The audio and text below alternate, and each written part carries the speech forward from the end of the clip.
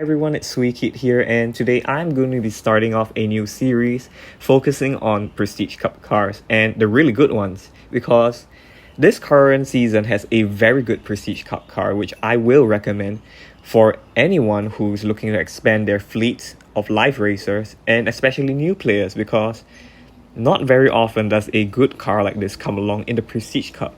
And if you have 750 keys or 600 car credits, you can either buy this from the dealership or open silver crates until you get it. And what makes this car so good is that it conforms to the principle that is low PP and high EVO, where this car right here has 603 PP but over 2000 EVO, which makes it a very, very good contender when it comes to live racing. And if you're doing Tempest, I'm pretty sure it could handle most of the events in there, but sprints may be a problem. As such, I would not really recommend taking this DBX into Tempest, but if you can elite it, it's worth it because Tier 4 live racers, in my opinion, there's just the Corvette, not the Corvette, the Cadillac, the CT5V Blackwing, the BMW M4, what's it called, the CSL, because I haven't been live racing Tier 4 for a long time, so pardon me right there. The Sagaris is pretty good. The Rubicon is okay, I guess. The Mustang right here is great. M Sport, it's okay. The Corvette's an old car, so I wouldn't really bother with that. And these two I just mentioned. And this M5 is okay. The RS7 is great, and so is the Emira. The RS6R is not that fantastic, but I would say this one would be one of my top favorites after looking at it so far, because if you look at the dyno right here, it says it runs 11.9s. So if you look at the actual car, it has a bit of a weird launch because you're not supposed to launch it here. You're supposed to launch it like this, because if you launch it at the perfect or good line, the wheels spin and you lose a lot of time. So this car can also beat the dyno, which is a handy little trick you can keep in your back pocket in case you really want to win a race where perhaps your opponent has raced 200k and you really want to win but he's going fast. Well, you can still beat your dyno, and while I would not recommend doing so, it's an option. It's just nice to keep it in your back pocket, but just try to slow down at the end of the race so you don't go faster than your dyno. And the upgrades I have in this car are pretty limited because I have just a bit of turbo intake, nitrous that allows me to adjust the duration. The best body I can get, I happen to have stage 6 tires, so I put it on, and the best transmission, which I have right here. I'm looking to try and invest in stage 6 because the transmission is quite a big deal, as you can see on the left. Well, it's not the most accurate. Seeing the shift time drop like that usually means transmission is the best. I also am lacking body, so I'll be looking at that. And to demonstrate this car and its potential, I'll be going to live racing, and we just race some random people that I can find. Oh, it's not looking... Oh, it's loaded, yeah. So keep in mind that this car, dyno's 11.9-ish. So rightfully, anyone I go up against is going to be running slower than that. Besides the guy who just left, the Radford, that thing can beat dyno. So look out for those, because those are another kind of worms, and I'm still trying to work on an easy way to elaborate how such cars work, because again, I just feel it's all a weighted value, and with this weighted value, the Evo just takes precedence, and no one wants to race me today. It's a bit irritating, but it happens. Okay, yeah, no one wants to race me. Everyone else is busy too. Let's hope somebody wants to race me. Come on. Alright, he wants to race. Okay, now this is an old car, and looking at his rank, he might not know how to launch properly, but regardless, even if he does, I doubt he'll be able to beat me. Let me launch like this. Alright. From my experience, this car should run about 12.2-ish. I'm just gonna slow down so I don't beat the dyno. Oh, he ran even slower than that. And as you can see, this is why I highly recommend this car, because I can run 11.7s. This car dyno's 11.9. But I don't even need to hit 11s to win. I can still stay in the 12 seconds and I'll still win. And it would be a bit erroneous if I was to just beat him and say, yeah, this car's good at live racing. And this is why I advise that if anyone is looking at live racing too, don't just beat one guy and say, yes, this car is good. You have to experiment and understand if this car can really beat everybody else in the lobby. And for one, I've seen this DBX just absolutely trash people. And not to hide anything, it also has gotten the better of me when I was using my tier 4 live races, because this car can beat dyno, which my tier 4s cannot do. Alright, this guy seems faster than the other guy. Damn it, I lost. But as you can see, he ran 12.1, still above my dyno. So I could have beaten him, but I just don't want to go faster than I have to. So if they do run close to 11.9, I'll just let them have the win, unless money's on the line, of course. Then maybe I'll push a car and I will bump it down later. So everyone keeps refusing me, man. Alright, because of this, I'm going back and I will change up that tune a little bit. Hopefully, by doing so, it will change what lobby the game just wants to put me in. I don't know, let's just put a bit of engine. Evo will drop, but that's okay. We're not here to min-max a car. We're just here to understand that it's a good life racer. So now my new dyno is 11.76. If I come in here, I should be in a... Oh man, I'm sim lobby. Yeah, so this is another thing about live racing, because even though you change the parts around, you can still be the same lobby because there's a range. So if you end up in a certain lobby, you can sneak on a few upgrades here and there, but just be careful, because the more you sneak onto your car after you're in a certain lobby, you're more likely to be in a state of limbo between one lobby and another. And it can be a bit annoying, because sometimes you get in the faster lobby, sometimes you're in the slower lobby, and it just kind of keeps bouncing back and forth. So I suggest maybe if you sneak maybe 1 or 2 PPs, and it's okay. But more than that, and it's a bit risky. Okay, I've put enough upgrades to end up in a different lobby, and as you can see, everyone's changed, and I assume everyone's faster. Well, they will be faster. So let's just race someone and check out this car. Everyone keeps refusing me today. It's just not fun when this happens. Well, if they've lost to this car before, I get it. They could have just known that this car, yes, is a good live racer, and I'm not gonna race that person, they're thinking. But at the end of the day, not everyone's like that, and you will occasionally find such people, but it's not everywhere.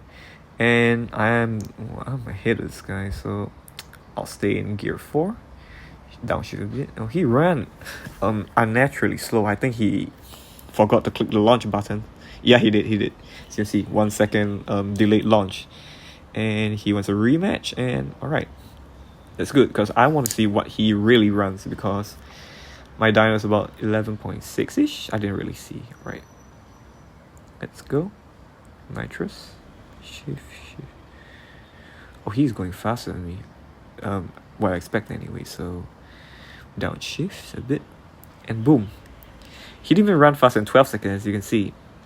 And this is why I was harping on this car being so good, because if I see someone with a car that can achieve at least 1,700-ish at maybe stage 3 upgrades onwards, I will say yes, that car has potential, but it's a bit hard to determine because some cars like the Bentley Bator, which was a Prestige Cup car a month ago, I did think it could have achieved high EVO and low PP, but I was wrong because I did some testing and the car just bottoms out.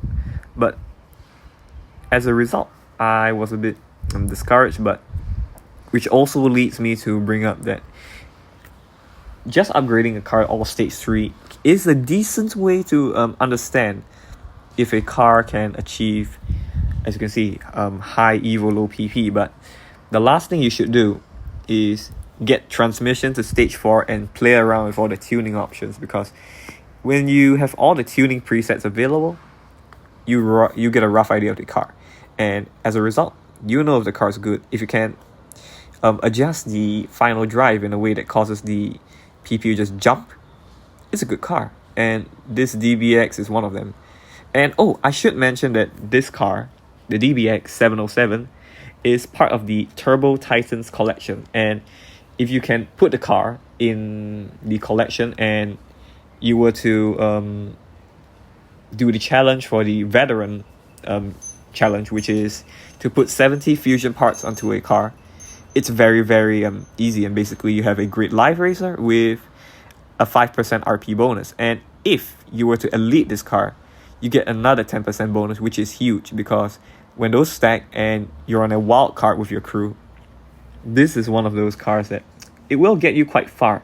It's not going to be what I would say a long-term car, because most of these slower lobbies are typically filled by more inexperienced players, and you might want to move up, because you can see most of these Supras that I'm looking at, like this guy over here with the 40k RP, it has no stars. This Nissan GTR, no stars.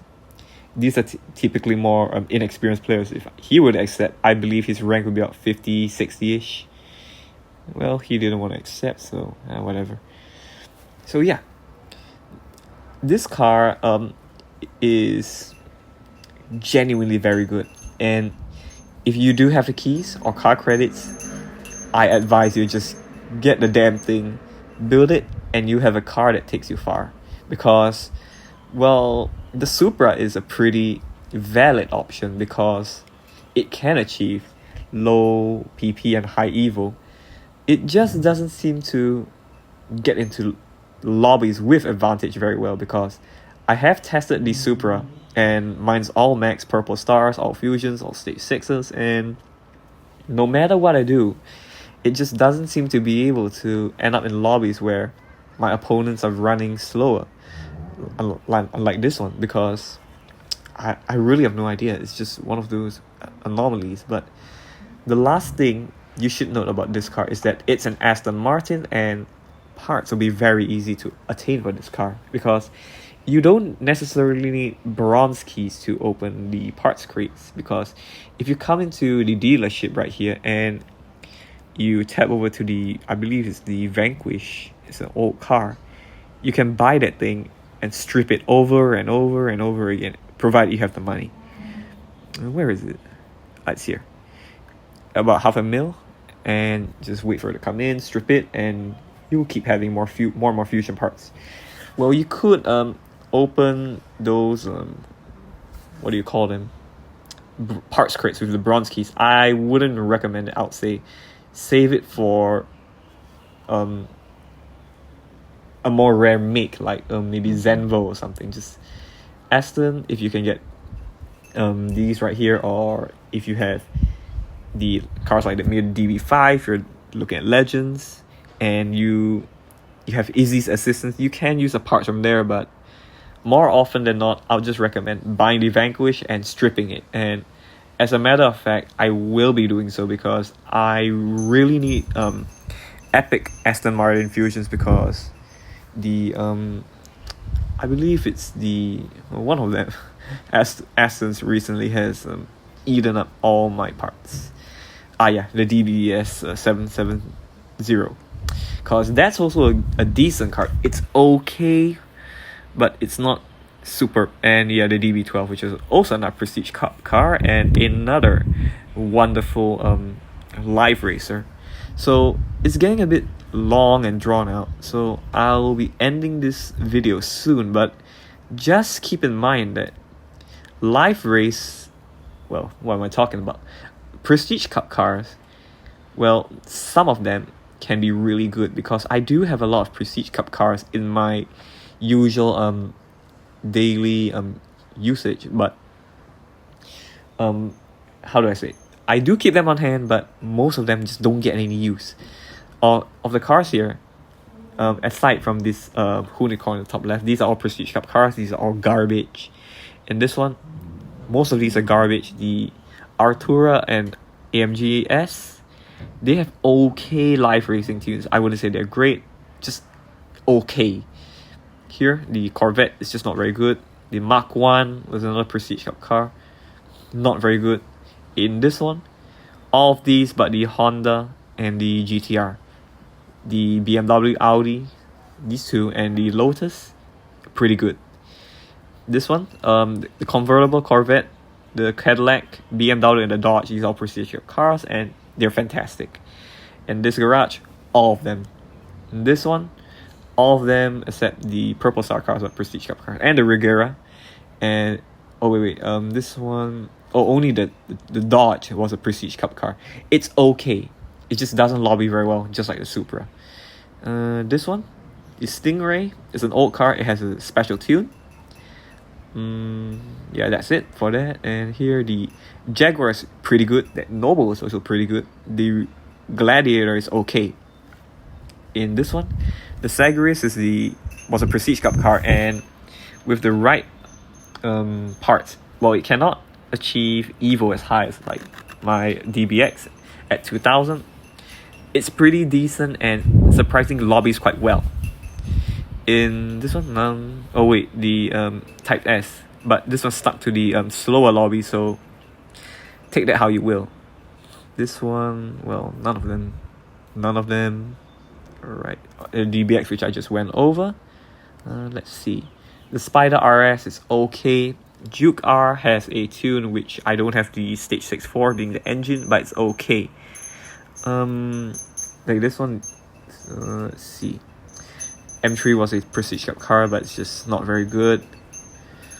RS5 is great for Tempest. Stinger GT is just not very good. Urus and the Cayenne, okay cars. I've seen people use them in live racing, but if there's if they're using a tune that I don't know about, maybe that's why they're using, because I just don't like those.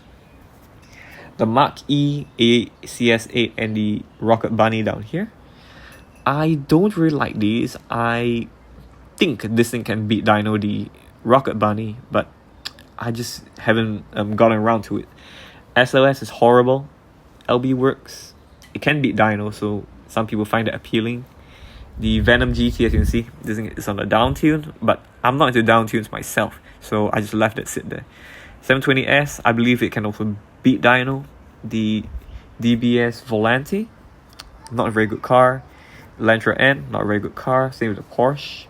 The C8 is another prestige cup car which can be down tuned, and that's something you may want to consider.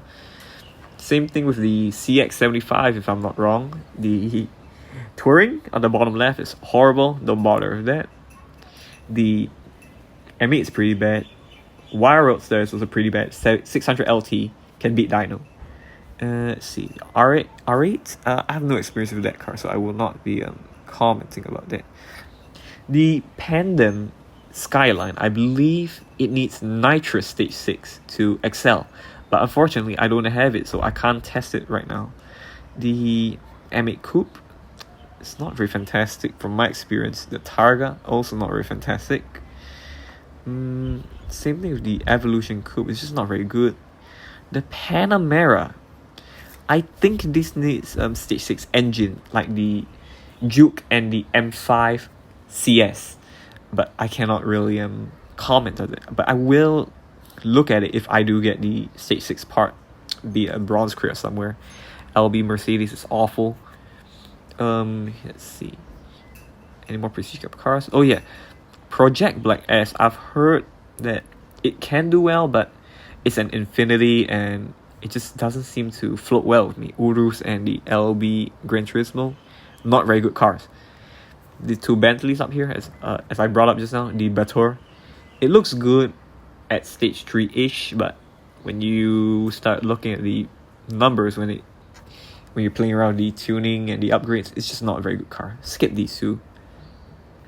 And the Huracan, I believe I'm coming to the end of my Prestige Cup cars, and the last two are these, the Huracan and the ACS 8.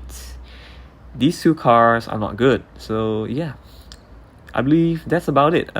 Those are my Prestige Cup cars, and the ones that I really like a lot for live racing, because just because a car is a Prestige Cup car, as I talked about just now, don't write it off immediately, because some cars can be very, very promising. I mean, for example, I believe the Dodge, this one was my original daily drive, as you can see by the mileage, over 3,000 miles.